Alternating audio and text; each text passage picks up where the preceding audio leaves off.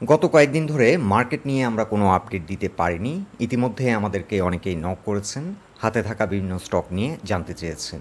অনেকে আবার মার্কেট নিয়ে এখন হতাশ। আমাদের এই চ্যানেলটিতে মূলত আমরা ট্রেডিং স্টকগুলোকেই বেশি ফোকাস করে থাকি। এখন যেহেতু মার্কেটে খুব একটা ট্রেডিং অপরচুনিটি নেই, যার কারণে আমরাও কিছুটা ইনঅ্যাক্টিভ। আজ আমরা মার্কেট নিয়ে একটি বিশেষ আলোচনা রাখছি, সাথে দুটি স্টক নিয়ে আপডেট দেব। বন্ধুরা, আলোচনাটি শেষ পর্যন্ত শুনতে থাকুন। আলোচনাটি শুরুতেই সবাইকে রিকোয়েস্ট করব, ডিসক্লেমার অংশটি আপনারা ভালো করে পড়ে নেবেন। পুঁজিবাজার ঝুঁকিপূর্ণ। আপনার কোনো পার্সোনাল বাই এবং সেলের কারণে আপনি যদি ক্ষতিগ্রস্ত হয়ে থাকেন, সে দায় স্টক অবজার্ভার বহন করবে না। প্রথমে আমরা এক নজরে দেখে নেব গত বৃহস্পতিবারের মার্কেট চিত্র। মার্কেট ক্লোজ হয়েছিল ৫,৬৩৯ পয়েন্টে, সূচক হারিয়েছিল ৯৭ পয়েন্ট, আর লেনদেন হয়েছিল প্রায় ৫৩০ কোটি টাকা। লেনদেন হওয়া কোম্পানিগুলোর মধ্যে ৩০০টি কোম্পানি দর হারিয়েছে, বিপরীতে বেড়েছে মাত্র ৭২টি কোম্পানির শেয়ারের দর, আর অপরিবর্তিত ছিল ২৫টি কোম্পানির শেয়ারের দর। সেক্টর ওয়াইজ মার্কেটের অবস্থান যদি আমরা দেখি, বেশিরভাগ সেক্টরই ছিল নেগেটিভ। এক কথায় মার্কেটের অবস্থান খুবই শোচনীয়। সপ্তাহ দুয়েক আগে আমরা একটি পোস্ট করেছিলাম, বড় ধস ঠেকাতে এখনই কার্যকরী পদক্ষেপ নেওয়া দরকার। এই পোস্টটিতে আমরা একটি বিষয় হাইলাইট করেছিলাম। এই পোস্টটিতে আমরা আইসিবিকে শক্তিশালী করার উপর অধিক গুরুত্ব দিয়েছিলাম। বর্তমান মার্কেট টার্নওভার ইন্ডিকেট করছে এই মার্কেটে ইনস্টিটিউশনাল ইনভেস্টররা খুবই ইনঅ্যাক্টিভ।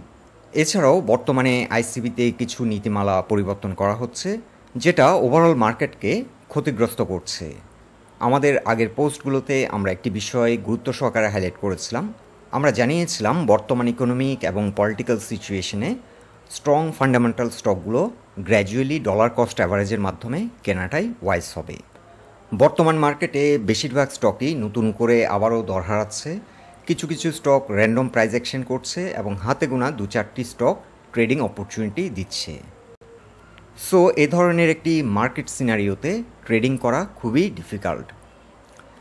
এখন টেকনিক্যালি যদি মার্কেটের অবস্থান আমরা দেখি, আমরা একটি ট্রায়াঙ্গেল প্যাটার্ন ড্র করেছি। এর আগের আপডেটও আমরা জানিয়েছিলাম মার্কেট এখন একটি ট্রায়াঙ্গেল প্যাটার্ন ফলো করছে, এবং এই ট্রায়াঙ্গেল প্যাটার্নের সাপোর্ট পয়েন্টটি রয়েছে ৫,৬২৩ পয়েন্টে।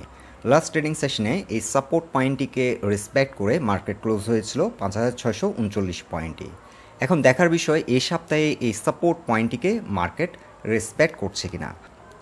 মার্কেট যদি এই সাপোর্ট পয়েন্টটিকে রেসপেক্ট করে, সেক্ষেত্রে এখান থেকে ঘুরে দাঁড়িয়ে আবারও অ্যাটেম্প্ট নেবে এই ট্রায়াঙ্গেল প্যাটার্নের যে রেজিস্ট্যান্স পয়েন্ট, এই রেজিস্ট্যান্স পয়েন্টটিকে ব্রেকআউট দেওয়ার।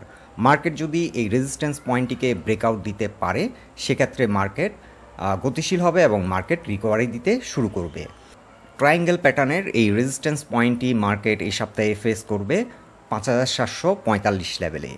আর যদি কোনো কারণে মার্কেট এই সপ্তাহে ৫,৬২৩ এই সাপোর্ট পয়েন্টটিকে রেসপেক্ট না করে, তাহলে মার্কেট আরও স্লো হয়ে যেতে পারে এবং কিছু কিছু স্টকে ফার্দার কারেকশন হতে পারে। এখন আমরা ডে চার্টে আলোচনা করব the Ibn Sina pharmaceutical industry limited নিয়ে। এই স্টকটি বর্তমান মার্কেট সার্কামস্টেন্সে ভালো ট্রেডিং অপরচুনিটি দিচ্ছে, ফান্ডামেন্টালি স্ট্রং একটি কোম্পানি, আর লাস্ট ট্রেডিং সেশনে এটি ক্লোজ হলো 362 প্রাইস পয়েন্টে। ডে চার্টে যে প্যাটার্নটি অনুসরণ করছে, এটাকে বলা হয় রাইজিং ওয়েজ প্যাটার্ন।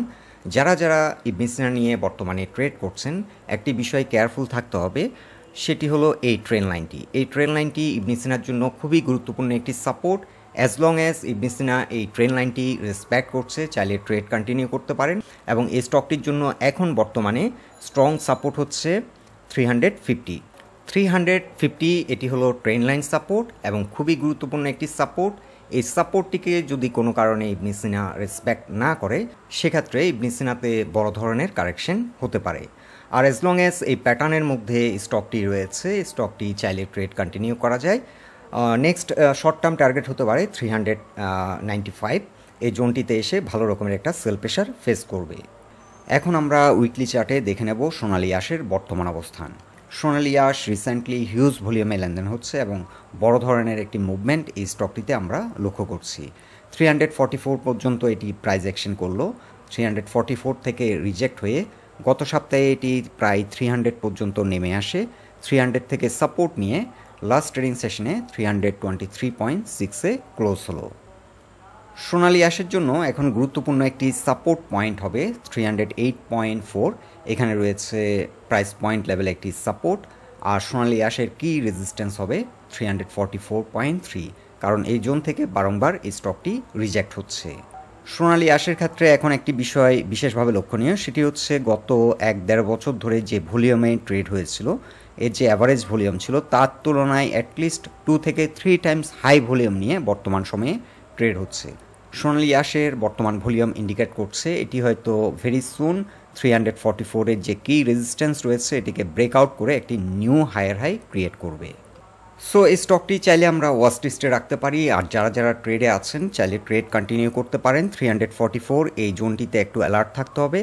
এই রেজিস্ট্যান্সটিকে ব্রেকআউট করলে স্টকটি হয়তো 430 থেকে 440 পর্যন্ত প্রাইস অ্যাকশন করতে পারে।